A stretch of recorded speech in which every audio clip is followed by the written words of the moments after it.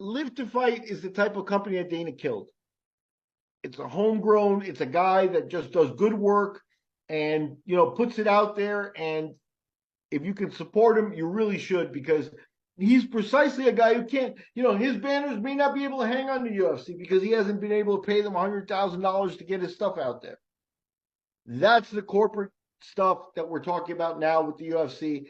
That they've made everything at that level where it's all about money for them.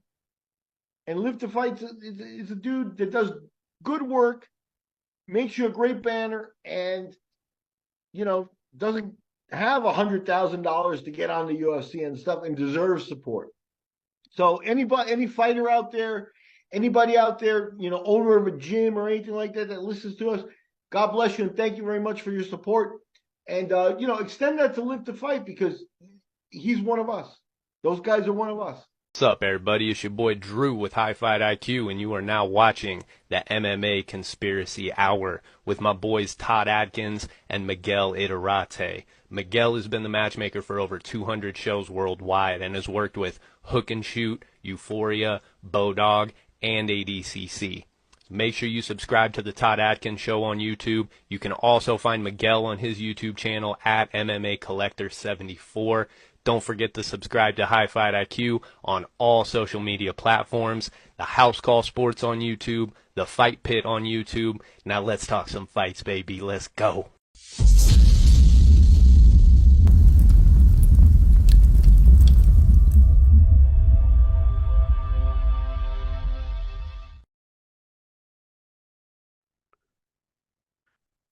All right, so this is Todd Atkins, and I'm back with Miguel Iterate, and today we're going to discuss Conor McGregor releasing the picture of his pinky toe and saying that this is the reason why he had to pull out of UFC 303. And as always, we want to thank our sponsors, Live to Fight and BetStamp, and we encourage everybody to sign up, register at our website, which is signupexpert.com/TAS. And please subscribe to the channel, and please subscribe to MMA Collector 74 YouTube channel as well. And Miguel, I kind of want to get your opening thoughts on this injury. A lot of fighters are really trashing Conor over this. Well, the reason for that is because a lot of fighters would fight through this injury. Have you ever seen something more sad and shriveled than that little toe with a little purple on it? It's not even really swollen. Mm-hmm. So it hints at that. Well, it's been about a month now, right, since the injury. I suspect that Conor has probably been caught by his vices. And that's the real reason for the cancellation of the fight. I mentioned it first. Chael Sonnen kind of backed it up with saying, is there a drug test or is there a problem here that sort of led to him releasing this picture? And again, it could be, if he has a real injury, let's say he tore up his other knee, maybe putting out this picture is his way of saying, I don't want anyone to know. Fighters do that sort of thing. They hide their injuries and things. But there would have been better ways to handle it, better ways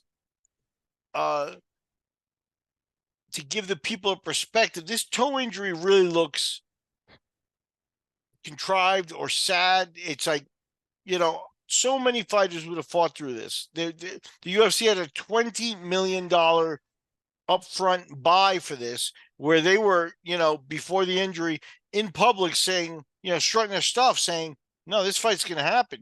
We got all this money, at play already. We're in. And for him to pull out because of his little pinky toe on his foot, something stinks here. To me, I think what's a more likely scenario, and again, it's just speculation, right? But what is a more likely scenario is that he went on a bender 3 days before the press conference, realized 12 hours before the press conference when he canceled it that, shit, I'm not presentable, and canceled it. Yeah, because, and I think, like you had said before about when you're in the dark corners of the gym and you realize you don't have it anymore, because coming off that catastrophic injury you had before, you're not going to be the same. And I think Yeah, no, I agree with you. I think that's kind of really the underlying thing is that. I wonder if he even got to that point. I wonder if he even got to the point where he engaged in a serious training camp. I don't even think he Where, needs to engage in one. He could just go to some practices with some guys and know right then and there. no, I mean, that may be the case, but did he even give us 2 weeks of sustained attempts at staying clean, staying out of the limelight, and just doing a training camp like he did in 2013?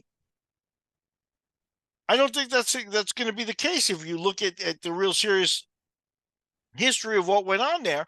Is that he never even tried. Of course, at the level of professionalism that he's at, you're talking about, Chandler was set up for a 6-week training camp at least. He's been on training camp for a year for this. Yep. You know what I mean? So a 6-week serious training camp where nothing else comes in. I was rewatching an interview I did with Royler Gracie. Royler Gracie, when he set up a real training camp for the Jiu-Jitsu World Championships or for Abu Dhabi or for his Sakuraba fight, for the things that was at the top of his game, he would rent an apartment and be away from his family. He would go visit his family and take care of what they needed and stuff, but then remove himself from that because he wanted to focus solely on training. People go to Big Bear. People go to Arizona or New Mexico to Greg Jackson's. They remove themselves and dedicate themselves 100% to training. There's no chance that Conor did that. And at this game, at this level, that was probably Chandler's best chance, is that he would be fighting a relatively unprepared guy compared to him. That the level of preparation and training were going to be so disparate that it was going to show. And Conor, and yeah, like we've said, Conor would know that. He would have to realize, man, I'm not close to what I should be. But this toe picture is more smoke and mirrors. It's an embarrassment. He should be embarrassed. It's as embarrassing to him as when Nick Diaz made fun of him, or Nate Diaz made fun of him about the touch butt training, where that hitting him with a foam pad and stuff like that doesn't really come into a lot of MMA training and stuff like that, and you question its effectiveness and stuff. And what is he really doing except for feeding his own ego? Nate Diaz owned him at that moment. And he's just owned himself here by saying, I pulled out of the biggest fight in the last 5 years for the UFC. And obviously I haven't fought in years. So my return, everything like that, I pulled out of it because of my little toe. Yeah, I was just sad. Just for some context, I was telling Miguel offline, I snapped the big toe on my foot and have my foot turn like purple and blue within a matter of seconds. My foot was already swollen. The whole foot, half of the foot was discolored on the side of the big toe. I thought I had broken it in half. It was just dangling there. And when I went to the hospital, I was in the military. They just taped it to the next toe and they said, you'll be fine. Bye-bye. I'm not a fighter, but yeah, it hurt bad. It hurt bad, but they didn't seem all that concerned about it. Yeah, no, and to boot, when he released the picture, it was a month after the cancellation of the press conference, right? So you have to grant maybe it looked worse, but that is not an injury to pull out of a fight this major on. And you could count on very few fingers the number of fighters who would pull out there. And if you had told McGregor in 2015 that he would pull out of a fight this big because of a pinky toe injury, he would have asked you, who the fuck are you? Who the fuck is this guy? Like his normal persona. He would have been as embarrassed as anybody else. And he should recognize that. Dana's reaction of not even saying anything. Now, Dana would normally, and again, if it was a lesser marquee value name, Dana would destroy this guy. but the disdain that Dana has for the whole situation is obvious in his talk. Mm-hmm. He doesn't have to say, Conor McGregor's lying or Conor McGregor's this or that or the other thing for us to realize that Dana has, again, we talked about how big a star is Conor that he gets away with this kind of stuff. People can't call him out and stuff like that. Even Dana can't destroy him the way he would an average fighter. So he's a powerful figure, but he has done himself immeasurable damage with this stupid pinky picture. Yeah, and I think the fact that Dana White doesn't want to take questions on him fighting, if it was just a pinky toe, they'd say, okay, this is how long it's going to take to heal. We're going to put him on a card at this time. And they could tell people that. They did it with Hamzat. Hamzat pulled off his fight. They said they want him on the card in October. He wouldn't even consider discussing when Conor would fight, which means to tell me that there's more to it than just a little pinky toe. Yeah, they went into this fight when they announced it, and he said, no, we got $20 million sold already in tickets. This fight's happening. And it's not. Dana realizes that's a black eye on him. And Dana's not stupid, obviously. Dana's not going to get got again by this guy. But that's the level of X factor you're dealing with Conor right now. He's a loose cannon in every sense of the word, in that you cannot count on him. And you should have recognized this when he showed up for the TV show without signing up for the USADA pool. Since then, all bets are off.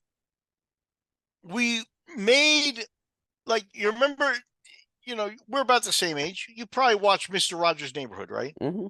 Remember when Sure. Mr. Rogers would sit down and the train would come out behind him and he would go to the land of make-believe? Yeah. When Conor showed up at Las Vegas to tape the film the tough TV show opposite Michael Chandler, and he was not signed up to the USADA pool, we were there in the land of make-believe. Mm-hmm. We took the train. We all took the train. And again, nobody calls him out on this. Even the UFC allowed it to happen. The UFC should have said, let's get Max Holloway to star opposite Chandler. At that point, the weight classes were different. You got months. We could do this fight. Justin Gaethje against Chandler. I guess it's a rematch, right? But so what? But they wanted Conor. They were fixated on Conor, and they actually, the fact is the UFC got. They didn't realize how out of control Conor is, and how, at this point, I would label him a sick individual. Sick in terms of, not sick like, but sick in terms of, no guidance, doing what he wants on a day-to-day basis, but not with a long-term plan. And, everything he touches turns to gold in terms of making money. So he hasn't had a problem with that. And that's the main hook that the UFC has over all their fighters, is the income. So they let him get out of control. And what's he done? Lo and behold, he's gone out of control. Yeah, it's what do you think about these other fighters trashing him for not competing? Maybe he didn't realize that showing that kind of injury was pretty weak or something. It lends itself again to me talking about his ego and where he thinks, what he thinks he can get away with, where he thinks he is in the business. But, he would have been better off saying, I had a foot injury and not sending a picture. That picture's embarrassing. That picture's embarrassing. The fight would be next weekend, right? So it's a little purple. A lot of fighters have fought with a lot worse things going in. And on top of that, here, some version of medical procedure, I predict that there isn't a doctor on the planet that would have looked at that and said, no. Whoa. This fight's in jeopardy. You can't fight like that. He would have cleared medical clearances for this fight next weekend by a million colors. And he could say, "Oh, my training camp was affected," blah blah blah, and stuff like that. Again, every fighter trashing him has more gravitas than me trashing him, in that they know that that's an injury you can fight through. Yeah, maybe talk about Chael kind of going back, where he had said Conor was in rehab, and now he's kind of saying, well, I tried to make a story that made him sound better than this. Yeah, yeah. I don't know if he's in rehab or not. The fact that he thinks he can lie to people and still, put out a press release like this at this level of weakness, and still Well, he's convince not. the He people. appeared at Bellator the other night and last night or whatever, and talked about his Who? injury. Conor. He was at Bellator. Bellator Dublin, yeah. Which people were laughing about because he chose to talk about the injury at a Bellator event. Yeah, he's a loose cannon. He's a loose cannon. They don't have enough hooks on him. He's not really handling anything well recently. People are still, that are fans of his or looking forward to seeing him fight are still, in nostalgia land, where they're looking back at what he bought us, 5-8 years ago and stuff like that. But it's been at least 3 or 4 years since he's done anything that isn't really an embarrassment. And you could add Roadhouse to that. Going off to do a Hollywood movie in your prime years of your MMA career that wasn't, Lord of the Rings or, a blockbuster of epic proportions that would take you to the next level. It was just an ego trip. And that's what gets him off now, is that rub of the ego. No longer it is, being in the octagon and actually succeeding. And it's been a long time since we've seen the Conor that was in the octagon succeeding. A lot of guys would want to correct that as soon as possible. Conor somehow glossed over and always finds something else that distracts him and is more important to him than actually going back into the octagon and succeeding. Yeah. Did you watch Roadhouse? No. I mean, I watched I'll be honest with you. I didn't watch the original Roadhouse. Oh, the original one was pretty good, but I mean, it did do well on Amazon, as far as streams went. But was it a good movie? I don't think it was a good movie. Was it entertaining? Yeah, I'd say it was entertaining. But it wasn't a great film or anything where you're like, oh my God, this is amazing. Of course not. It was like a B movie. Well, exactly. And here's the thing: is has it led to Conor, being in other movies, like a real movie star, where I've got 2 movies coming out this year, another movie in the works for next year. We're playing this out. No, it was just an ego that he could go over and get paid a good amount of money for a debutante kind of thing because of his name recognition and stuff, and that's what mattered to him. And I'm not just saying just the money. It was the recognition that he was the guy who was going to get, as a non-Hollywood person, as a non-actor, going to get unprecedented money to come and play a role in a movie. I think the movie too. I think the makers of the film probably, like, if we don't have someone from because at the beginning he'd probably laugh, but anyway, the star of the movie, he was in a UFC fight and he killed the guy that was in the fight, And anyway, I was thinking they were probably thinking if we don't try to change a lot or have someone of note, this is just a bad remake of a classic movie otherwise. It was still a bad remake of a classic movie. Yeah, it was. But at least they could try and I read some breakdowns of it. I read some breakdowns of it where, they changed little bits of the confrontations and things, and that they're actually not, realistic. that they're very Mhm. Hollywood styled. Yeah. Again, what it did for Conor was it played to his ego. And Conor could say, I'm a movie star now. You know, and that's not at all what he is. He should be fighting, you know. I wonder, you know, I'm looking at the toe right now, and that really is pathetic. Pathetic. I've had a guy pull out of a fight for me because he was claiming vertigo, which is something that's kind of undiagnosable. You know, you can't tell him you don't have vertigo. You can't, you know, look in his ear and be like, yes, he has vertigo. You know what I mean? But this is even weaker in many ways, you know, because you know, he should have claimed vertigo. That way nobody could call him on his shit. But this toe, every fighter on the planet would have showed up for a $20 million payday for this fight. Every fighter on the planet would have showed up for the payday. And not only that, but for the legacy moment that he's at. You know, because he's at a crossroads. That maybe that's what he doesn't want to face is the crossroads. Is what happens in his next fight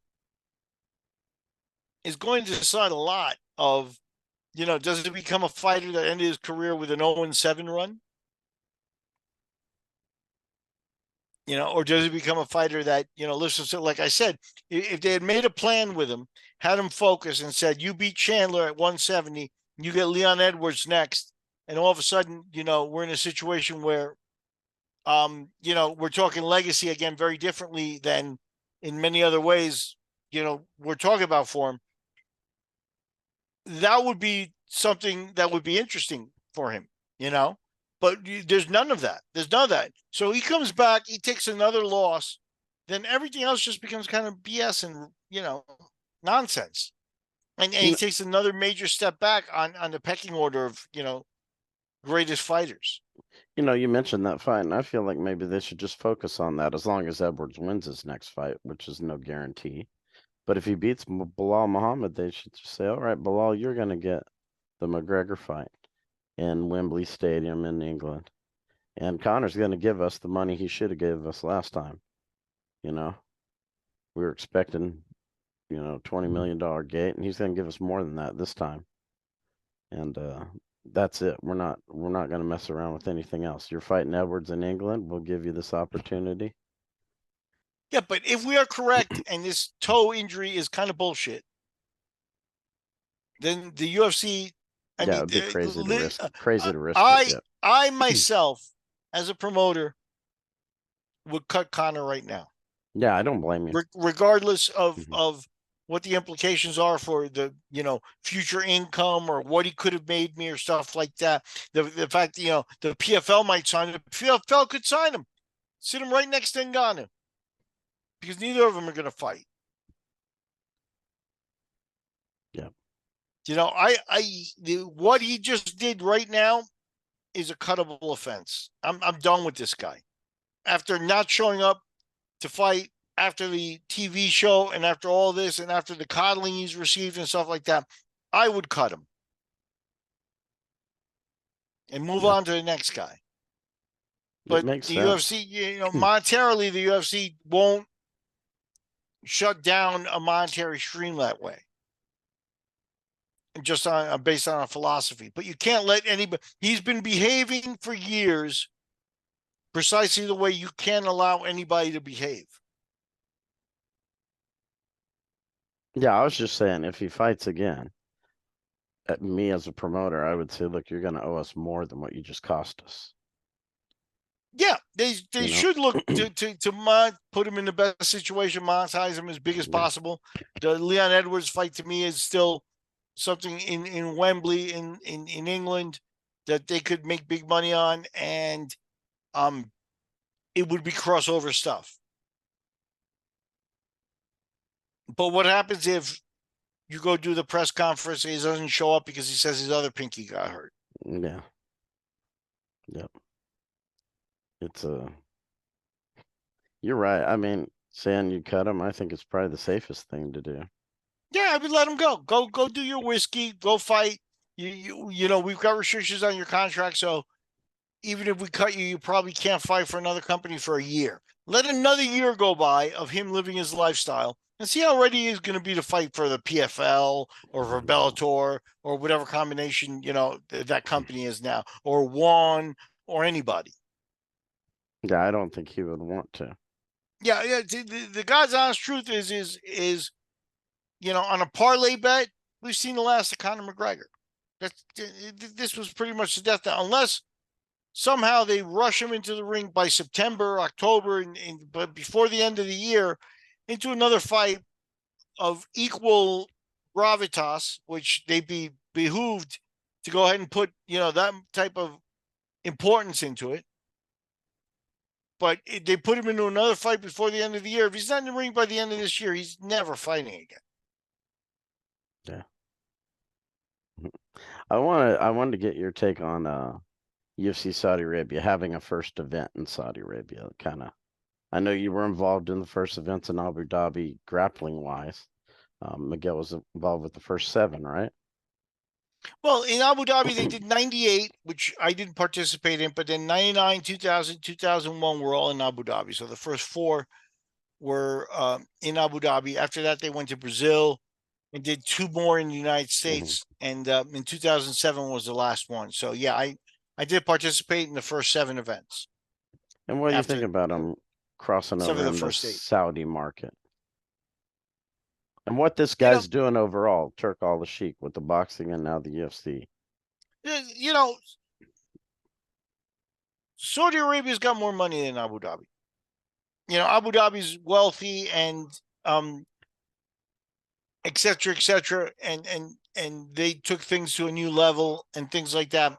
But Saudi is a different level in terms of potential, in terms of what they can invest and put things in fights.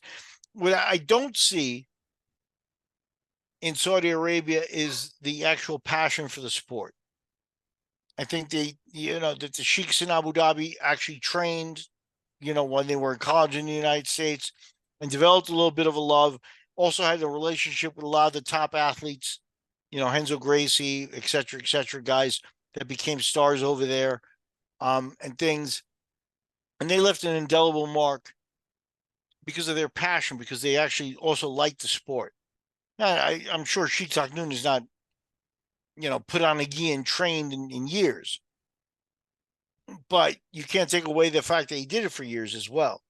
The guys in Saudi Arabia now, I don't think you can find that anywhere in their history where it's like, oh yeah, they spent 5 years training also. So then it's definitely more of an ego trip where they want to be involved with, you know, the edgy sport and the big, you know, hot thing now. And I think that makes it a big difference. I think people going over there are going over there with their hand out, you know, looking to also cash in, make money, you know, take their sport to the next level and stuff like that. And there's a little bit, but I think what it is devoid of passion. Yeah, I've heard you say that before. It's always an interesting statement, you know. I Yeah, mean, look, there has to be some like of the sport for the guy to just sink all this money into it, I would think.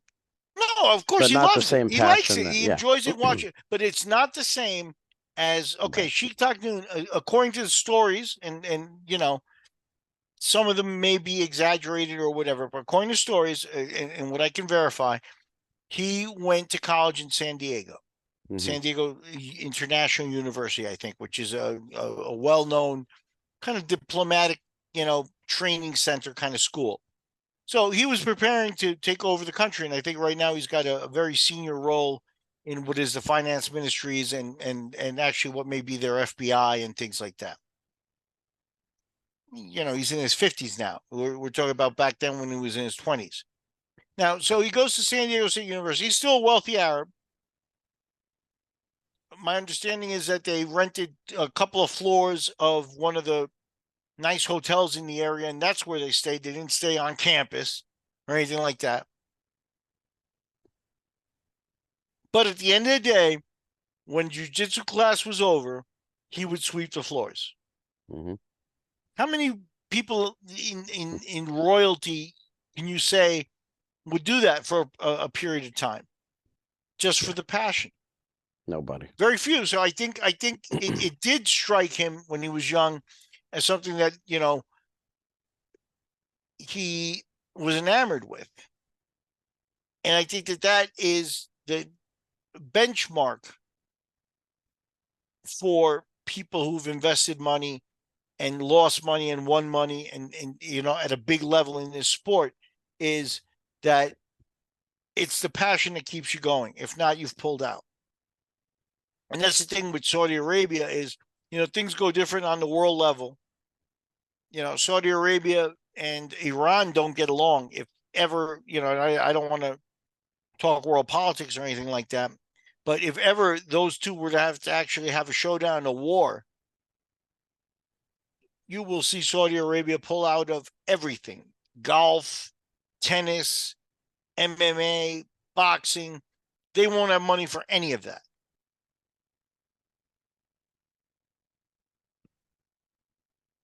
Yeah, it's interesting. Dana said these people don't care if they lose money, you know. He's like, I care if I lose money, but they don't. It's a different level of loss. Yeah. You know, you know, what's losing money to you, Todd? If you lost a dime, 10 cents, would you really care? Mm-mm. No. Okay. At some point, I think I saw Neil deGrasse Tyson at one point talking about Bill Gates, and he said, you know, a dime didn't move him much, but maybe a quarter did, because he could still make a phone call. He might still be able to do some laundry in a laundromat, you know, with a quarter. So he might pick up a quarter if he saw it on the floor. And based on what his net worth was compared to Bill Gates's net worth, that quarter on the floor compared to what Bill Gates would need to stumble across $40,000 on the floor for it to be worth his time to pick up in the same, you know, comparison. So, you know, with the Saudis, you're talking about, you know, maybe 400,000, you know, talking about a different level of money. So yeah, they're not, you know, they could lose a million or $2, you know, $2 million per show, $3 million per show. And it really doesn't mean that much. You know, just like when Dana doesn't like to lose money, right? But Dana goes into a blackjack game and he plays $75,000 hands, is always the rumor, right? He loses 3 hands in a row, 225. He may walk out of there. I think he's the kind of guy who stays until he makes his money back. But he may say, I'm having a bad day, I'm walking out of there. Again, 225. I don't think he's sitting there 3 weeks later being like, oh my God, what did I do? You know? So it's all a matter of perspective. They are operating on this elite level of sports in Saudi Arabia of bringing in the best in golf and tennis are two of the sports, auto racing, all big things that they want to be involved in because they want to be associated with elite things. And they think there's some kind of benefit to that. And that's what they're doing. And so a loss of $2 million on a show, yeah, that's nothing for them. Yeah. But again, I don't think it comes with, you know, the passion of any Saudis sitting there being like, you know, watching old DVDs of Hook and Shoot and watching, you know, UFC's 9 and 10 and be like, all right, where's 11? Where's 12? You know, and just popping in the cassettes, so to speak, of each show and doing the background work. No. Yeah. And that's where I can tell you that the Sheiks in Abu Dhabi did have that benefit. I myself handed them, you know, 60, 70 VHS cassettes every time I went over there of Shudo and this, that, the other thing. And I know they watched them. They invited me because they had watched Hook and Shoot,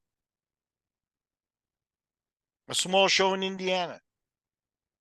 Nobody in Saudi Arabia even knows what that is. So we'll see. We'll see if economics in the world take a downturn in some way, you'll see them pull out.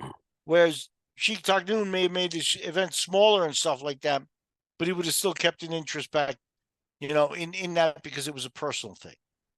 And that's what I don't see in any of these big sponsors now. That applies also to the guys that run the PFL, that go trolling for money in Qatar and get money in Qatar.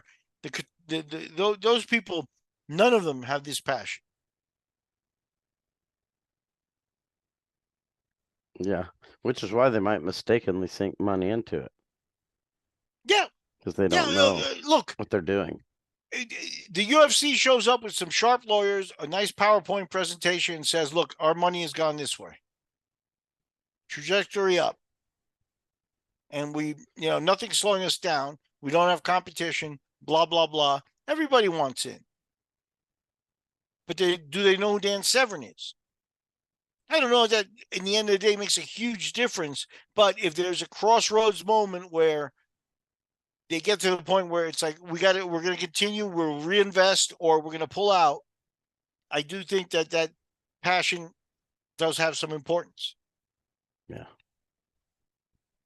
So, tell people what you got coming up on the MMA Collector tonight. Well, you've been advertising it, so we're going to deliver Machine Gun Ronald Junn, a true icon of the Hawaiian scene and beyond to me. A guy who probably doesn't get the recognition he deserves. A guy whose skill was probably higher than he's recognized for. Mm-hmm. So I'm looking forward to talking to this guy, just unearthing what went on there in the early days of the Hawaii scene. Right. And as I said at the beginning of the episode, subscribe to MMA Collector 74. That's where you can see these historical interviews that Miguel's putting together. And maybe talk a little bit about the dog rescue. Anything new on that front? No, same old thing. Same old thing. I just, it's hot here in Costa Rica. The rain hasn't come for a couple of days, and I was just with the dogs before this interview. So if you see me physically messed up, sweating and things like that, it's because I've been doing some outdoor work before that, taking a few of them out for a walk and, doing some of the dirty business that goes on with the day to day. So, hey, any support is appreciated. And everybody, I think the next episode we'll do maybe tomorrow or sometime early next week is kind of like a betting breakdown of UFC 303. Miguel hit a home run the last time he did this, so you might want to check it out, like prop bet wise, or because Miguel he nailed some stuff there. So we'll bring that to you. We'll see. It's a lot of pressure, Todd. That's a lot of pressure. Mystic Miguel. And as always, I want to thank everybody for supporting our episodes. Again, make sure to support Miguel's MMA Collector 74 on YouTube. And until next time, take care.